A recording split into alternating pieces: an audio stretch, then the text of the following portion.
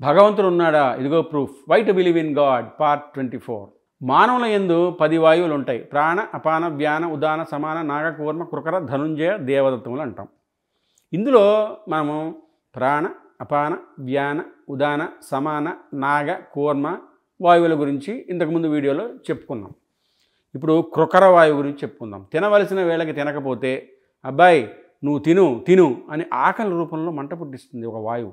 దీన్నే కృకర వాయువు అంటారు. ధనంజయ వాయువు శరీరం పడిపోయిన తర్వాత ఒకవేళ అంత్యేష్టి సంస్కారం చేసేవాళ్ళు లేకపోతే ధనుంజయ వాయువు రూపంలో లోపలే ఉండి ఈ శరీరం ఉబ్బిపోయేటట్టు చేస్తుంది.